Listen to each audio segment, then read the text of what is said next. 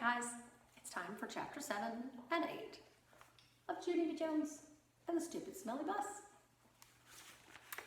Peeky holes and spying. After a while, I started to get a little bit thirsty. That's what happens when chalk sprinkles get in your throat. I would like a drink of water, I think, I said. Then I put my hands on my hips.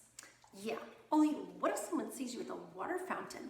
Then they might call the stupid smelly bus to come get you. And so you better not go. I stamped my foot. Yeah, only I have to go, because there's dumb chalk in my throat.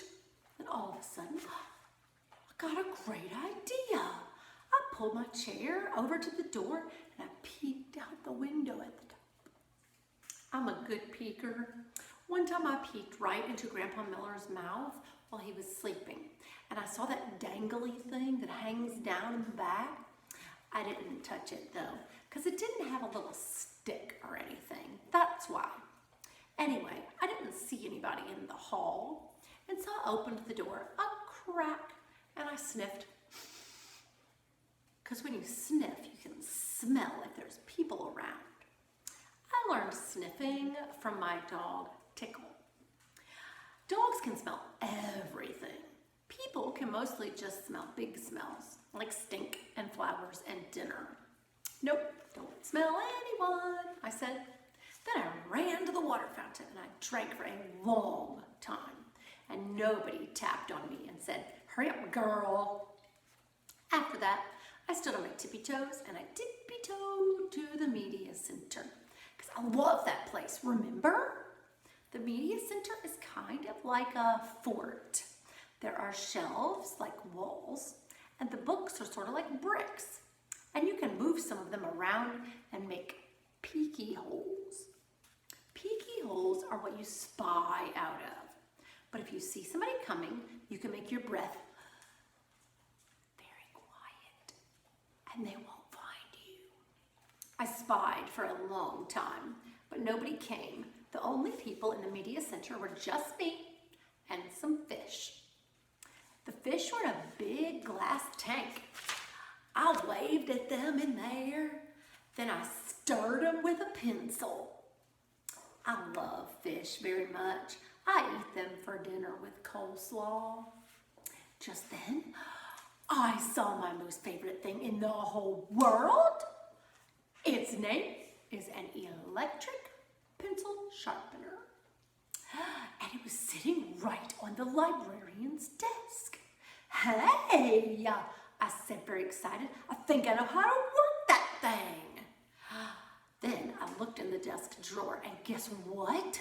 There were lots of brand new pencils in there. And so I sharpened them. It was funner than anything because an electric pencil sharpener makes a nice noise and you can make pencils as teeny as you want. You just keep pushing them into the little hole and they just keep getting on teenier and teenier. It doesn't work on crayons though. I tried a red one and the pencil sharpener slowed way down. And after that, it made a noise and it didn't go anymore. Just then, I heard a noise. It was walking feet and it made me scared inside because I didn't want anyone to find me, that's why. And so I squatted way down and looked through my peeky hole. Then I saw a man with a trash can. He was singing, "Somewhere over the rainbow." I don't sing good. That's a song I know. It's from my favorite movie, which is called The Wizard of Oz. The man with the can didn't see me. He walked down the hall. Then I heard him go outside. I stayed squatted down for a long time, but he never came back. Whew, that was a close one, I said. And so then I ran to find a better place to hide. Chapter 8, the dangerous nurse's office. Guess where I ran to? Straight to the nurse's office, of course, because there's those little plaid blankets to hide under. There's other neat stuff in there too, like a scale to weigh yourself and a sign with a giant E and other letters. The nurse uses the sign to test your eyes. She points to the letters and you have to yell out their names. You have to yell the E the loudest. That's how come it's so big. And guess what else I saw in the nurse's office? Band-Aids, that's what. Love those guys. They were on top of the desk, and so I opened the lid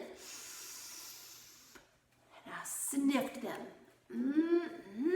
I said, because Band-Aids smell just like a brand new beach ball. Then I dumped them out. They were the most prettiest Band-Aids I ever saw.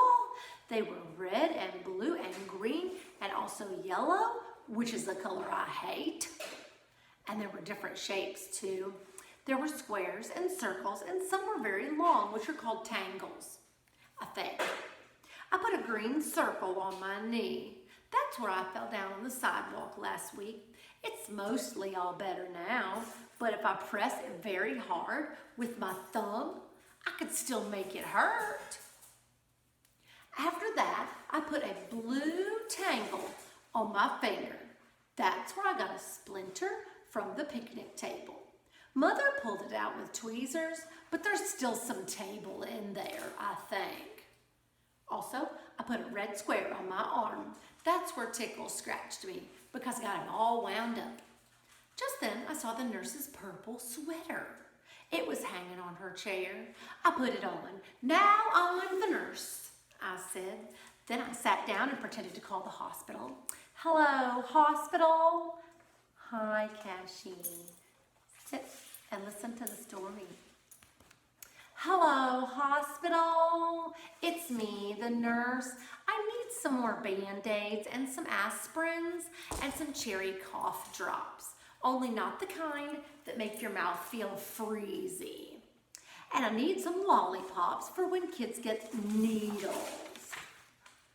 And also, I need a little stick or something in case I have to touch that dangly thing that hangs down in your throat. And then I pretended to call room 9. Hello, Mrs. Please send that Jim to my office. I have to give him a shot. Just then, my most favorite thing in the whole world, they were near the door. Their name is crutches.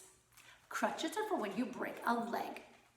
But the doctor puts it in a big white cast with just your piggies sticking out and you can't walk on it. And so she gives you crutches to swing yourself. I ran over and picked them up. Then I put them under my arms. Only they were way too long for me and I didn't swing that good. And so then I got another idea.